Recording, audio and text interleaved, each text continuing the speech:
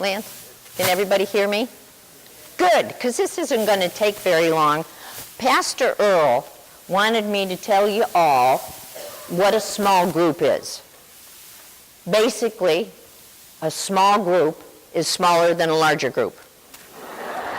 There you have it. Okay. Yeah. I tell you, Walter's here, and that's all you do? Yeah. That's it, guys. I mean, that's easy. It's not rocket science. Could you explain to me a little bit more about all right. Okay.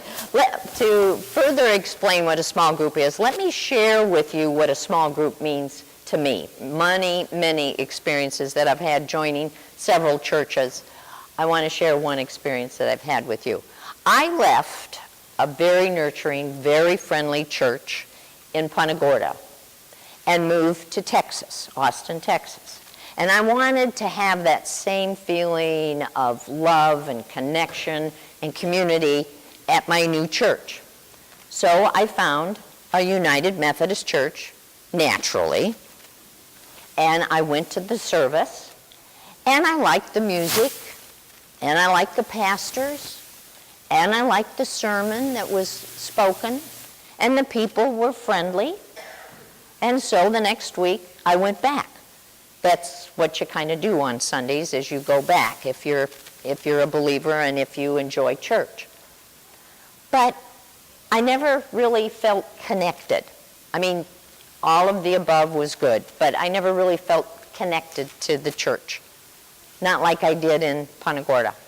So I noticed in the bulletin there was a group that was meeting called the Pressure Cookers. Well, now, this intrigued me. I thought, wonder what the pressure cookers are all about, and I'm going to go to their meeting and I'm going to see what they do. Well, basically, what the pressure cookers did was cook. Every Wednesday night at this church, all the groups met, the choirs, the praise teams, the Bible studies, the youth, the children, and before all of these groups met, they all joined in a supper. So the pressure cookers met on Tuesday, prepared all of the menu for that next night. Then they left, went home, came back on Wednesday, and they prepared it and served it and cleaned up.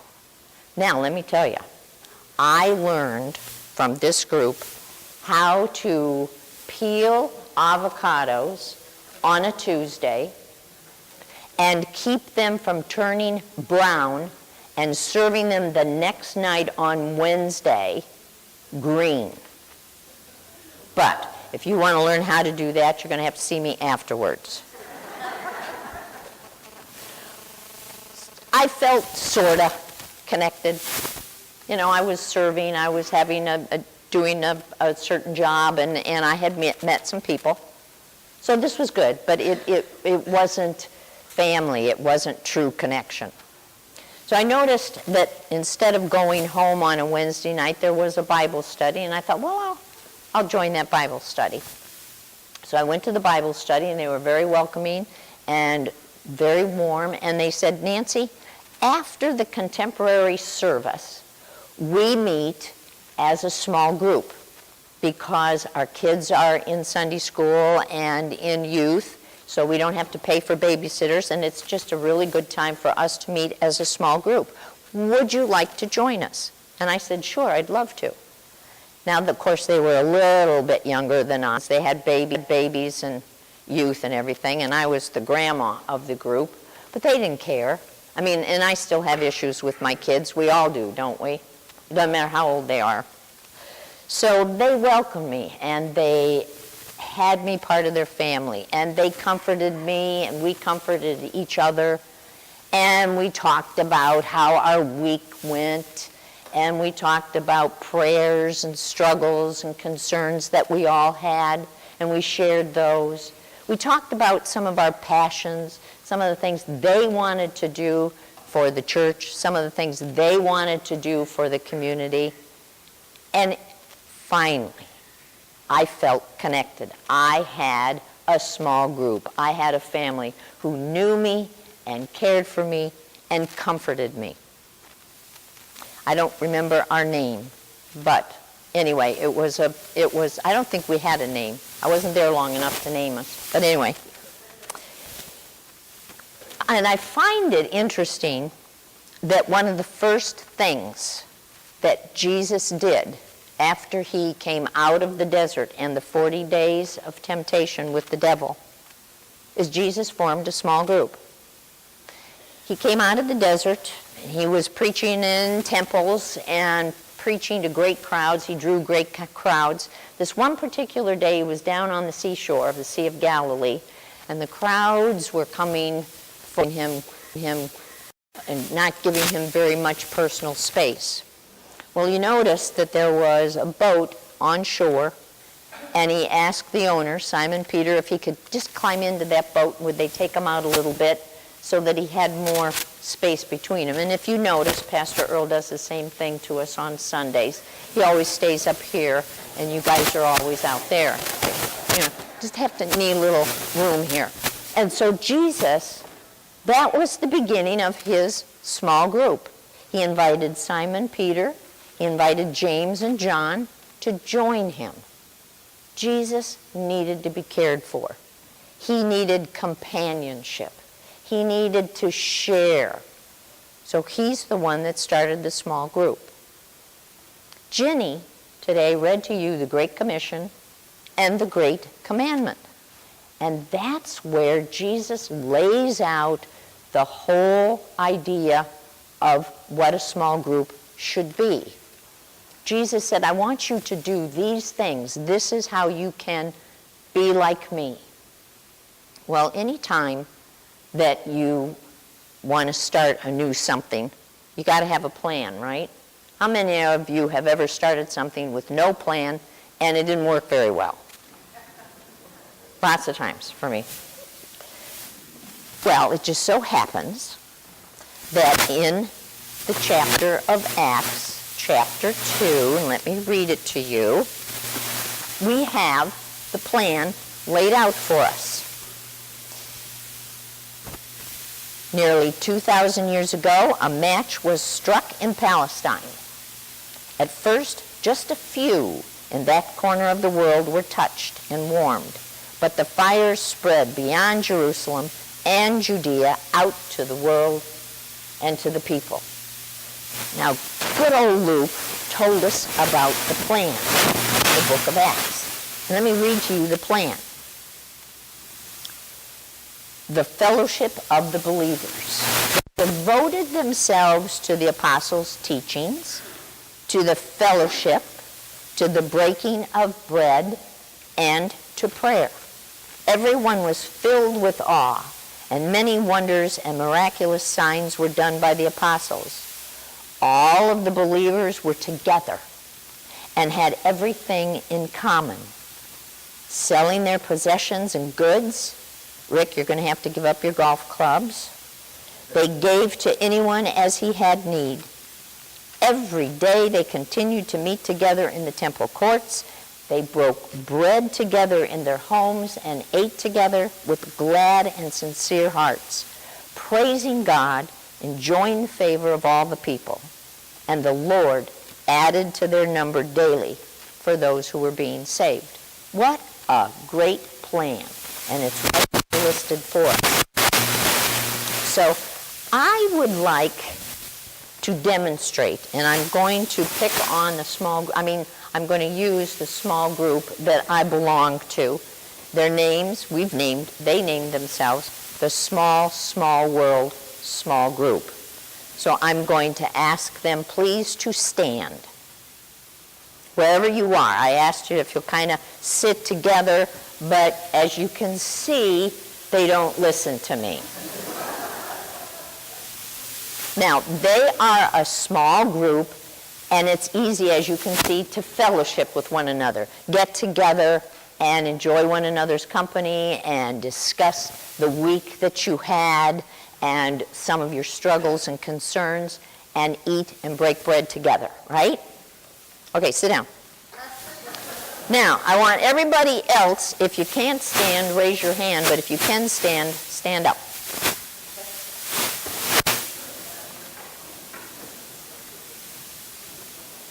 Now, we're going to eat together. I want you all to come over to my house for a meal, because we do this in small groups. Now, you guys over here, you can have my living room and my dining room. Okay, and you people here, oh, I'm going to have to give you my whole upstairs. And you people over here, basically all that I have left are the closets and maybe the garage to eat together. Okay, sit down. Okay, the second purpose that is mentioned in the Great Commission and Great Commandment and in the plan is they devoted themselves to the apostles' teaching, discipleship. Okay, small group, stand up. We just had a fabulous Bible study, so we're going to now talk about it. And as you can see from our numbers, it's easy to hear from everyone who wants to share what they think about the Bible study, ask questions, and talk about it. Sit down. Okay. Everybody else, stand up. Now, we just had that same Bible study, and we're all going to talk about it, right? Look around. Bring your lunch, because it's going to take us a while to discuss it as a large group, as a crowd. Okay, sit down. Third one, they ministered to each other. They gave to anyone as he had a need. Ministry. Small group, stand up. It's easy for you to see that we can minister to one another. We can meet, we can share our week, we can share our praises, we can share our struggles, our concerns, family matters, whatever, as a nice small group. Stand up. Okay, now, you guys, it's going to be a little difficult to share all of your praises, all of your concerns, your whole week, all of your struggles with each other, isn't it?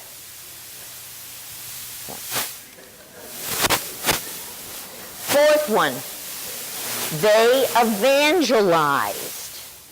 Okay, small group, stand up. Rick and Sandy are going to tell the Alferos or the Petreuses that they met somebody while they were out dancing, and that they are going to invite them to the small group. And they tell their small group that be looking for these people, you know. And they talk about them, and they share with who might be coming to their small group and invite them. And you all are there to welcome them. You're expecting them. Okay. Okay, now, we can all evangelize. That's what Jesus says, go and make disciples, right? Okay, so you guys over here think that these guys over here are going to go do that, because you don't want to. You're busy. You've got other stuff to do. And you guys over here think that these guys over here are going to go do that because you're busy and got other stuff to do. So usually it turns out that nobody does anything because you haven't chatted with one another. You don't know each other really all that well, or you don't see each other really that often. Okay, sit down. The fifth one is devoted to prayer, worship. Stand up, small group. Now, you can pray for one another. You can talk about your concerns, your family struggles, children, friends, whatever it is, and you can devote a certain amount of time within your small group setting to do just that, to connect with one another. Stand up. Everybody else? Okay, devoted to prayer and worship. I'm going to start here in the directory, and I'm going to pray for each and every one of you because we do that in small groups. And I'm going to start with the Z's and work back to the Q's. There aren't very many Q's, so it shouldn't take us too long for me to pray for everybody.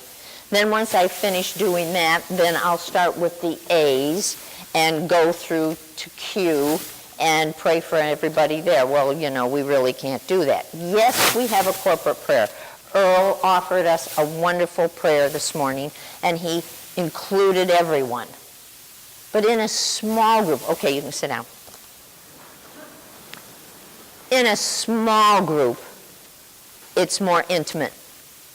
You can really know what people need, you can help them, and you can nurture them. So that basically is the difference between a large group and a small group. And as you can see, it's impossible to feel truly connected in a crowd. Great for worship. It's great to have everybody come together once a week and worship, but cannot provide the personal attention because you just don't have the time. Now, we've talked about the purposes that Jesus wants us to focus on for small group, and we've talked about the plan. And each group is unique, and it depends on age and where you're coming from, what your likes and dislikes are as far as what you do in your own small group. And every small group is different. It just turns out that small world, one of the things that they are passionate about and what they are doing and gathering together is the trip to Cuba. They have several people within their small group that are passionate about us getting connected with our brothers and sisters in Cuba, and they kind of have the whole small group working on that passion. Other small groups, like there's one in the contemporary service called Last Suppers, they had a passion because of their age group and where they were in their life was the playground. So they made that happen. We now have a playground. They wanted a playground not only for their children, but they wanted a playground so that people in our neighborhood can see that we're a church that cares about and nurtures children.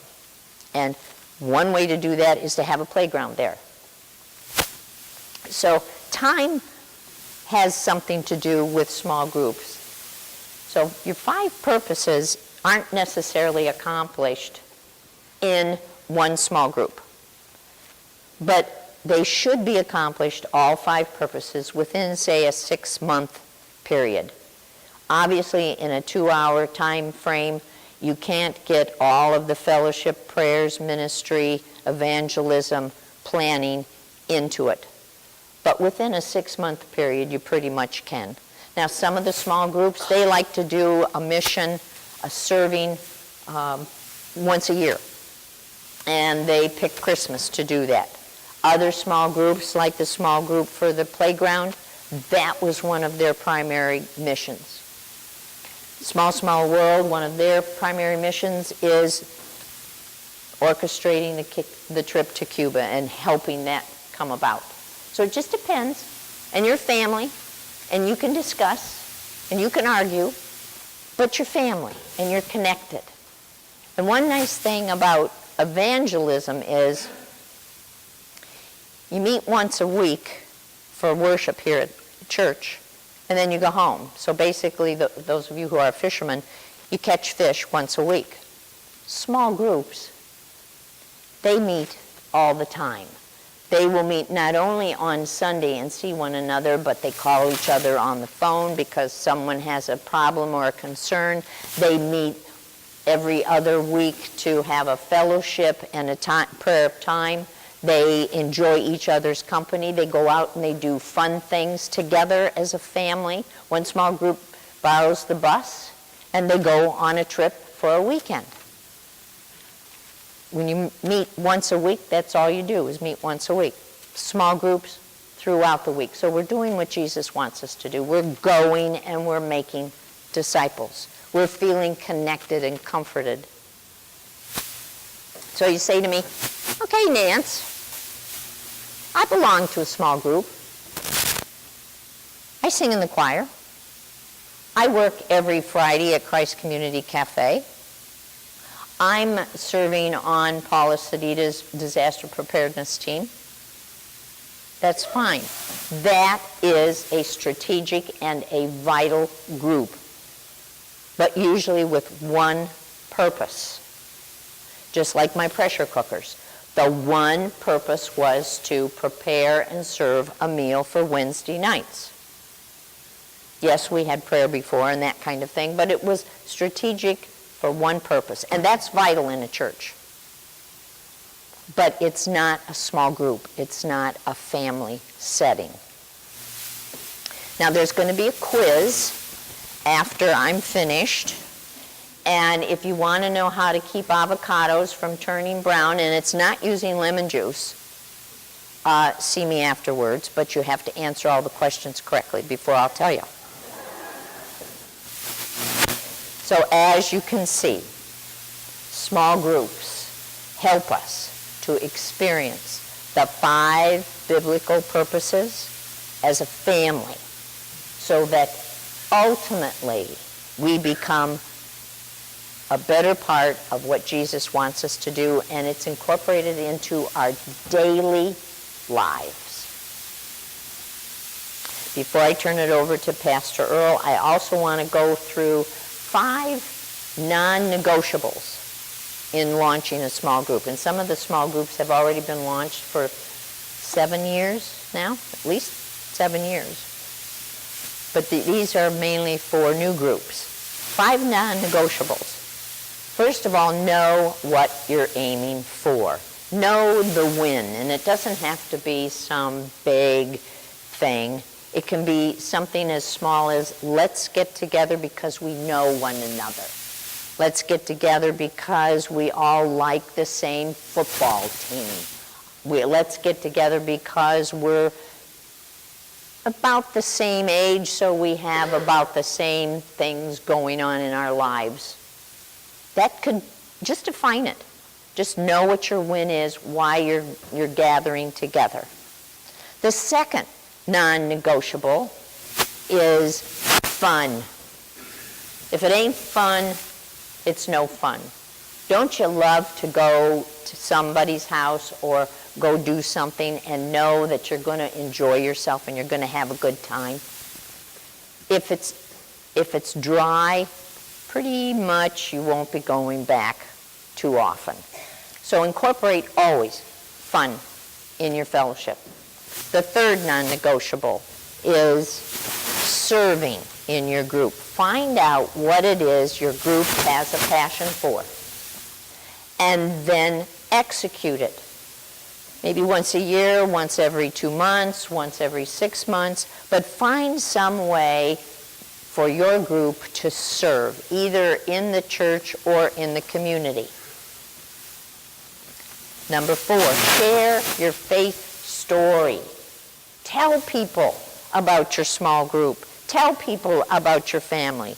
Tell them about a struggle you've had or a concern you've had and how being a part of a small group made a difference. Know how to share your story. And the 5th one is share responsibility. Don't expect one person in the small group to do everything, because that person will become burned out. So share the responsibilities. Small World does a great job of that because we have several leaders within the small group that share the discussion. Last Suppers, they're learning. They take a little bit longer to learn because they're young. So you have to have more patience with them. So 5 purposes that Jesus wants us to focus on for a small group. 5 non-negotiables that we need to have to launch a small group. And it's all tied up. The Great Commission, the Great Commandment, And thanks to Luke, we have it in the Bible in the 2nd chapter of Acts, telling us how to do it and what they did and how we do it.